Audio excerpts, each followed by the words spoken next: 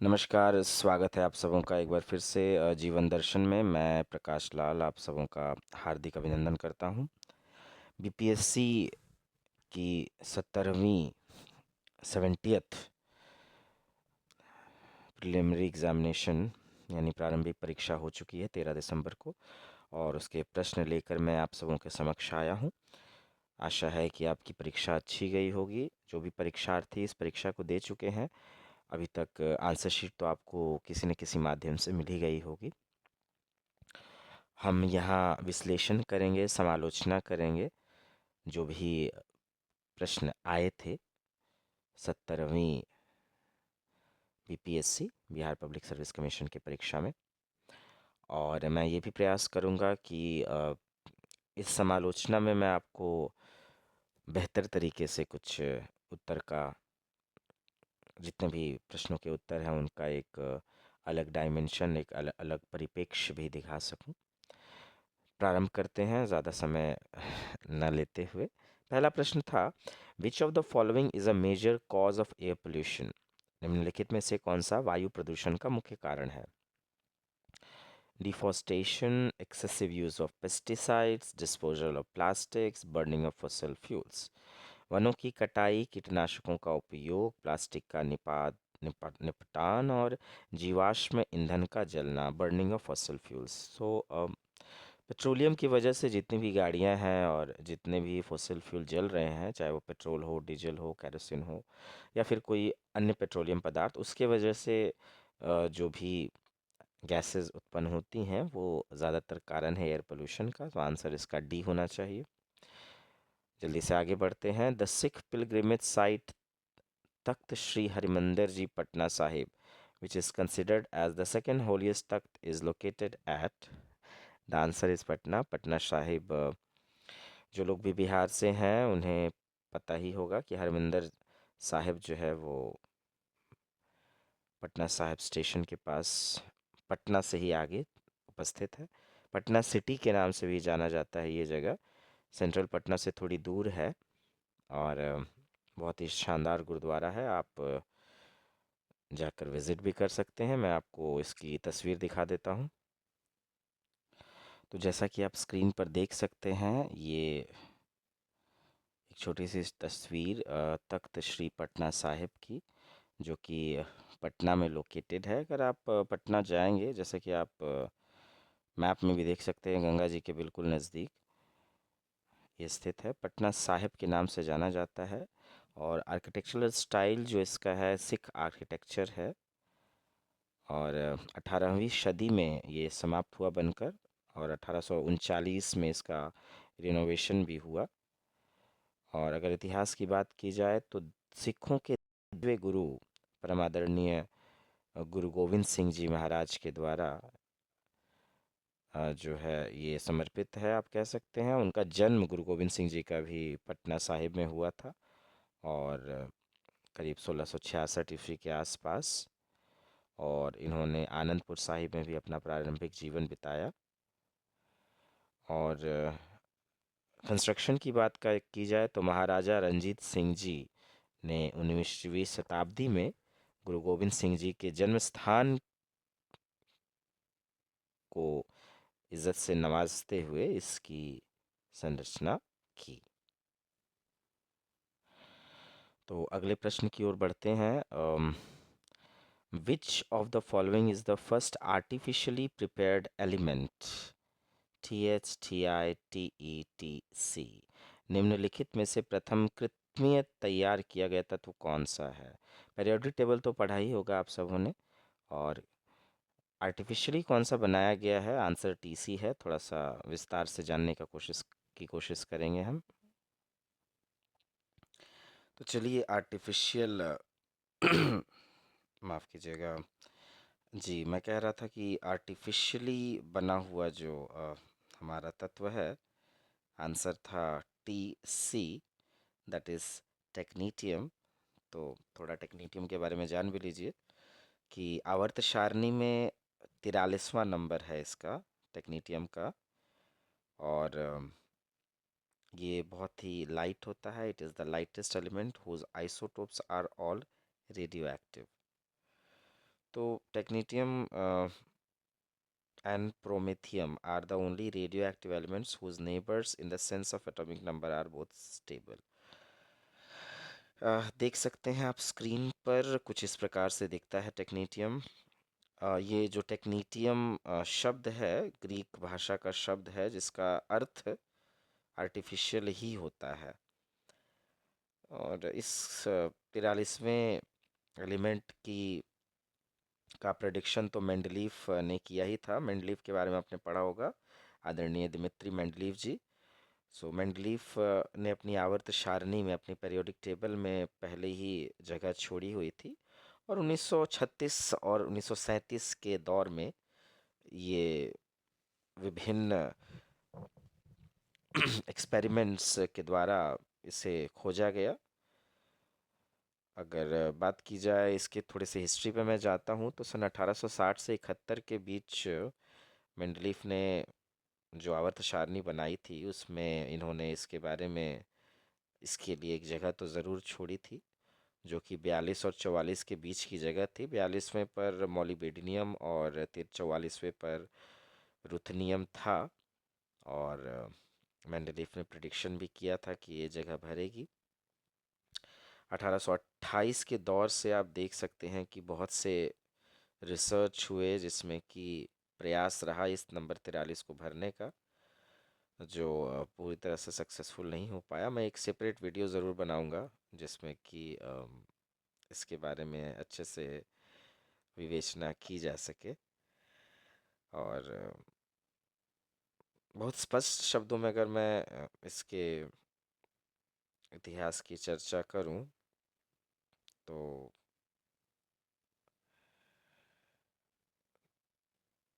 देखिए, यहाँ से स्टार्ट करते हैं ऑफिशियल डिस्कवरी से। तो 1943 क्षमा करें 1937 के आसपास एक एक्सपेरिमेंट किया गया यूनिवर्सिटी ऑफ पैलेरामो में, जो कि सिसिली में था, कैर्लो पेरियर और एमिलियो सेग्री के द्वारा।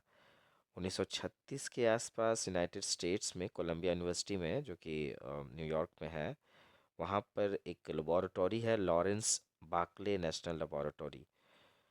वहाँ का जो प्रयास था, जो भी वैज्ञानिक थे, अर्नेस्ट लॉरेंस वगैरह, तो उन्होंने जो प्रारंभिक प्रयास किया, इसके बाद मिस्टर सेगरी ने अपने जो कलीग, अपने मित्र, अपने सहकर्मी पेरियर को कहा कि वो मिल के प्रूव कर सकते हैं कंपैरेटिव केमिस्ट्री के द्वारा कि मॉलिबेडिनियम जो है वो it was Indeed from an element with atomic number 43, मॉलिबेडिनियम के द्वारा।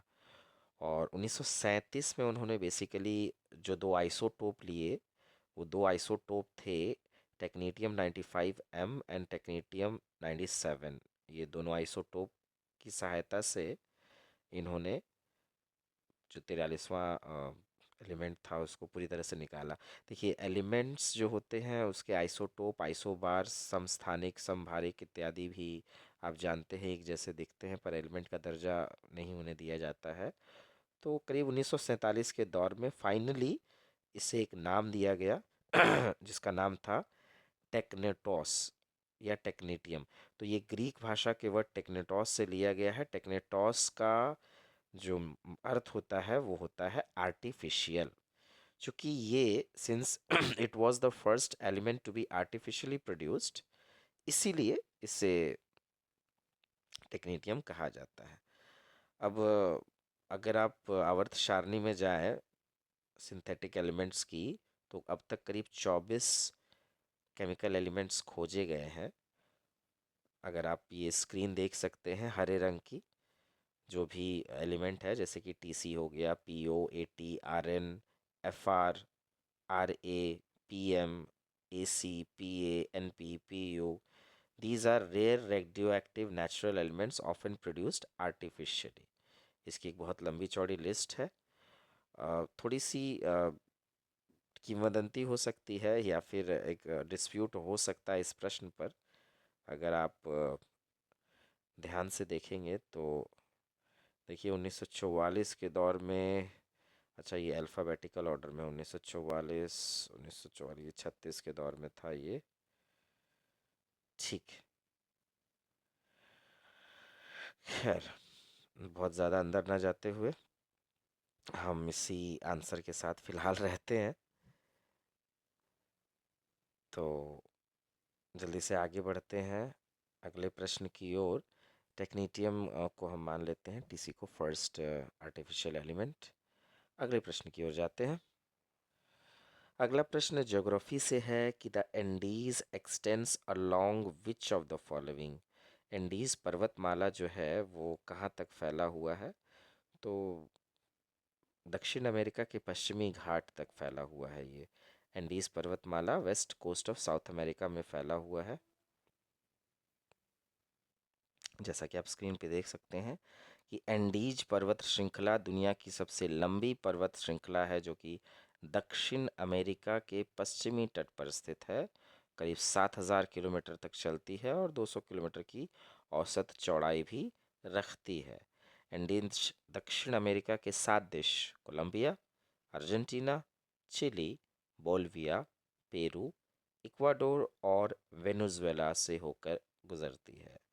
ये कुछ बेहतरीन विहंगम दृश्य आप देख सकते हैं इंडीज पर्वतमाला की। और ये बड़ी ही प्यारी सी तस्वीर। ज्योग्राफी सेक्शन में अगर समय मिला तो मैं इसके विषय में और बेहतर तरीके से बताने का प्रयास करूंगा। जल्दी से बढ़ते हैं अगले प्रश्न की ओर। अगला प्रश्न है कि the 100 years of Indian National Congress in Bihar was edited by. Bihar में भारतीय राष्ट्रीय कांग्रेस के 100 वर्ष किसके द्वारा संपादित है? P.N. ओझा। थोड़ा सा देख लेते हैं इस बारे में भी।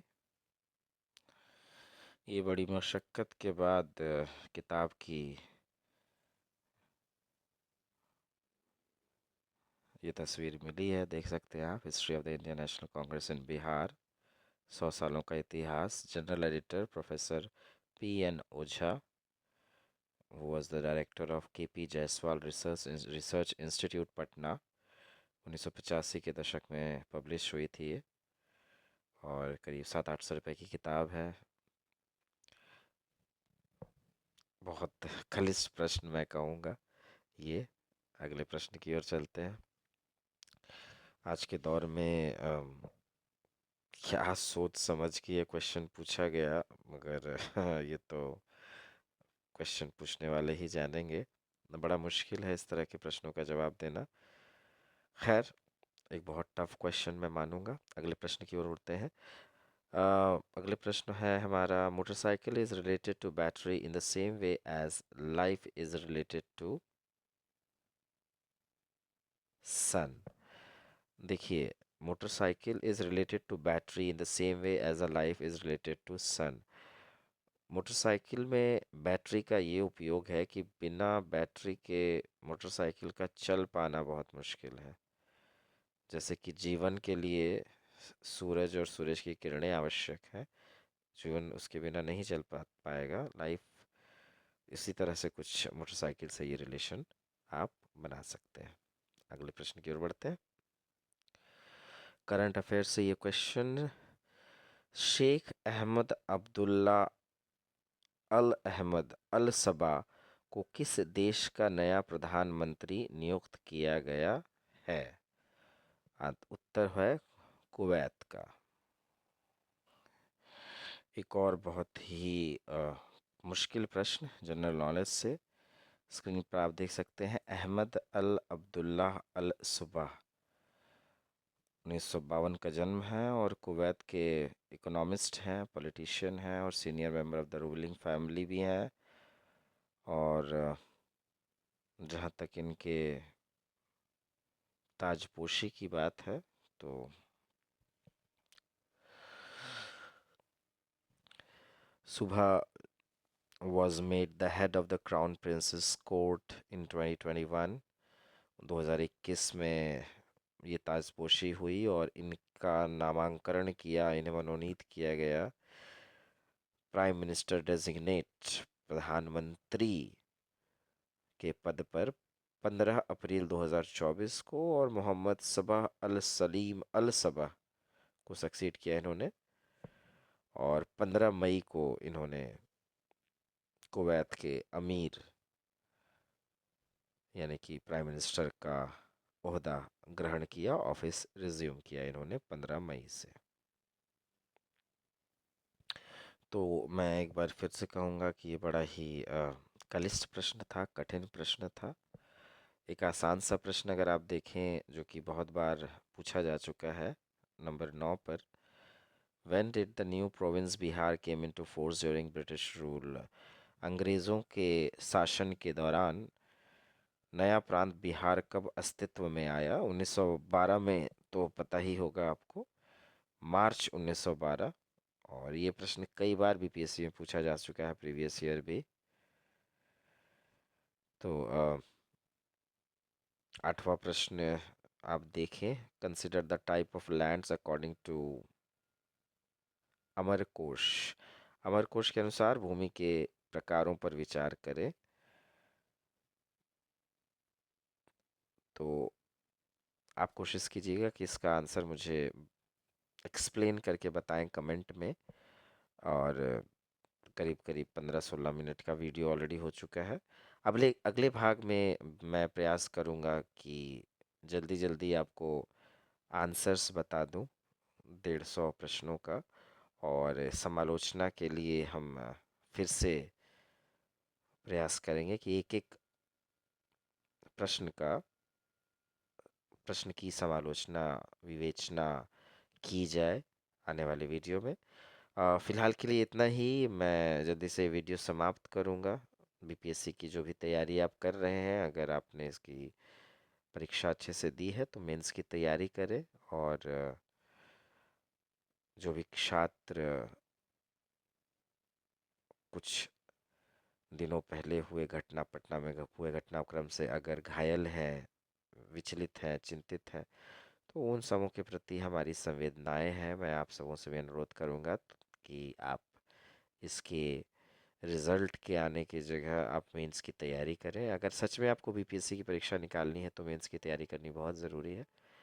और नंबर अगर कम आता है तो कोई बात नहीं, अगले साल आप तैयारी ज़रूर कर सकते हैं। एक एक प्रश्नों का उत्तर आपको मिलेगा, उसकी विवेचना होगी। मैं कोशिश करूंगा अगले वीडियो में और बेहतर तरीके से आपको इसके उत्तर दे सकूं। फिलहाल के लिए इतना ही। मैं प्रकाश लाल जीवन दर्शन से आप सबों का हार्दिक अभिनंदन करता हूं। धन्यवाद।